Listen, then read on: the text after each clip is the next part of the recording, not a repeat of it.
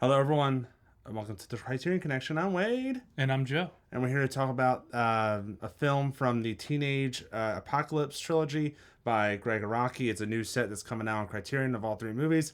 Like everything we do at Criterion Connection, we don't do it in order. So we're doing the Doom Generation. It was a mess up on my part. I thought the Doom Generation was first.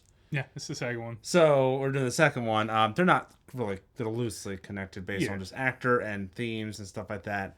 This was like the second one out of the group of movies he did. It is the totally heterosexual film by Gregg Araki as credited in the film Yeah, credits. yeah, that shows sense of humor that Gregg Araki has. Yeah, it's it stars Rose McGowan as Amy Blue. Amy It's Blue. Amy Blue. Yeah. We have James Duvall as Jordan White. Yep. And then we have I believe his name is Jonathan Shea. Yeah. Jonathan Shea. He was in That Thing You Do. Playing Xavier Red or X. X. X. Yeah. I can't pronounce that, man. This movie is. I wrote some adjectives for it. Yeah. Raunchy, Uh-huh. in your face. Oh, yeah. They say stuff like anus face, Anus head. smegma face, or something Yeah, like that. yeah. There's a lot of creative insults from Rose McGowan. Outlandish, brash, Yeah. horny, Yeah. depraved, cynical, Yeah. and splatter gore comedy. Yeah, I wouldn't go as far to call it like splatter gore or like splatter punk, but like I can see that. There's elements. Yeah. So here's how this is the connections Also, I made. surreal. Slacker is one, the other one is Repo Man. Okay. This gives me Fair. Repo Man vibes. Fair. I like that. I like that comparison.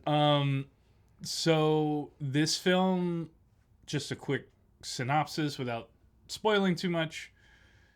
It follows this couple, Jordan and Amy, They're teenagers. who are, young adult teenagers. So they're 18, 19, and they've been in a relationship for a long time, 3 months.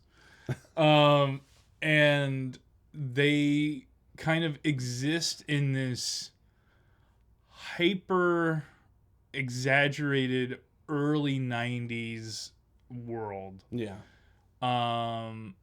It also gives me a little bit of Pee-wee's Big Adventure sometimes. A little bit, yes. Yeah. And they exist in this world and get kind of caught up in craziness brought on by X and other characters. And they end up having to kind of go on the run, and more weird stuff keeps happening. Yeah. I saw someone say it's like more like I'm in my punk phase, something wild.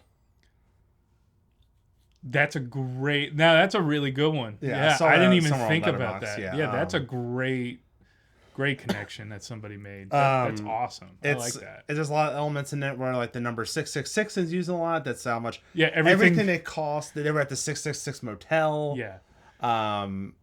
Everything's $6.66. It's both the movie pacing and plot and all that. It's very cyclical. Like it's very like a cycle just goes around and around. But also directionless at the same time. Yeah, it's very much like Slacker. Yeah, and that kind of. It's vibe. it's a directionless road trip movie. There's no clear. They're just driving. Yeah, and it also like it does the what's the like kind of like a what I think a lot of people would call like an unsatisfying ending. Which was pretty, like, I feel like that was pretty prevalent in 90s film. Like, it was just, everybody was trying to subvert that, like, cathartic ending by doing a lot of these, like, it's not the ending you want. It just kind of, and it's one of those movies that just kind of ends. Yeah. And that's kind of the vibe. I enjoyed the movie. I really did. I thought it was really entertaining. Lots of cameos. There's Yeah. Parker Posey. Skinny Puppy. Perry from from Jane's Addiction and Porno for Pyros. It's a really, it's hard. Oh, let's talk about the newscasters. Oh yeah, Christopher Knight, who was one of the Bradys, and I wrote her name. I wrote her name. It was Lauren Tews from Love Boat. They're doing like they're the newscasters. Yeah. Deliver the news while they're showing the gore. Yeah, and I love how they're wearing the same clothes, like the same colors as the screen. Yeah. So it like comes through. It's just such a wacky, like, this is kind of how early Rob Zombie was, like with his movie when he leaned more into horror. Like this is just kind of out there. Like it has these, it has like these, how everyone like that works like retail or just any kind of service, automatically have guns. They all have guns, and they pull them out immediately. But the comical like. It shoots the gun. I think it was the machete that actually did. The guy's head gets popped off in the beginning and lands and it just barfs up like... Yeah, he talks for a while. Yeah, he talks and just like, what? And there's one character that loses his arm. He's like, my arm, I need that! Like... Yeah, it's really kind of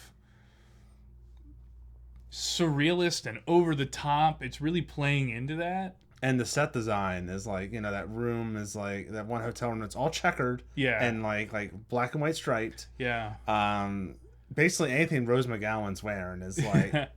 But it's like, it's so over the top and like satirical. Like it's playing off that like, like the kids are lazy, they're violent, but like our characters that we follow aren't violent. They're just really. horny. They're really horny.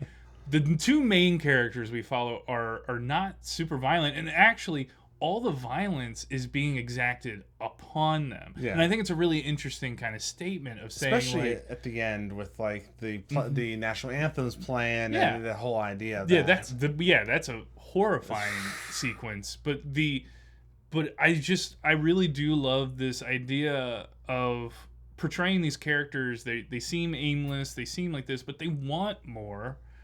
They just don't see the opportunities. They feel like outcasts, and like Jordan's like a child a little bit. And people of that generation were often called lazy and violent because of the video games, because he's playing Mortal Kombat at one point. Yeah. But that gets interrupted. And all the violence is like in self-defense. Yeah. And or just strange happenstances that happen. Yeah. The lighting is super interesting. The way, I wouldn't say like some of the framing is really interesting, but really the soundtrack is where like this becomes like an incredible experience. I knew I was like I was gonna dig the soundtrack when the first song, I don't know what the song is, but it was definitely 9 Inch Nails in the beginning. It was Heresy. Okay. And the Downward Spiral. And then literally the next song is when they're making out in the car, and it's Allison by Slow Dive. Yeah. I'm like, oh, and then you hear Jesus and the Mary Chain. Yeah, it's very very late 80s, early 90s kind of vibe. Alternative Lush is in there, like the alternative shoegaze, industrial, Porno for Pyros. Yeah, just like a lot of elements of soundtracks, which I'm like, Joe's gonna like this movie, and I'm gonna like the movie too because the soundtrack is. Rides on it too. Yes, Cocteau Twins.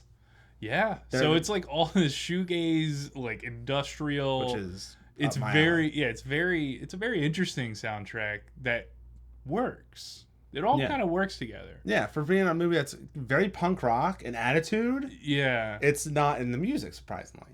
Yeah, and it's just such a. It is just a really interesting film. There is a trigger warning of there's a suffering animal. Especially animals. There's an animal that suffers a little bit. That's one of the trigger warnings. So if you are an easily triggered person by violence and sexual violence, especially the end. Oh my gosh. I would very much read about that first and weigh the risks, which kind of leads into our final words, which is, would you recommend it? I mean, my John Waters trauma loving heart swells for this movie. I do think it may be a little extreme for the general audience. if you're like, I love the trashiness of John Waters, but I love the extremeness and the boldness of like a trauma film or something like that, I'd say check it out. If you're not into that and you're like, I want to watch,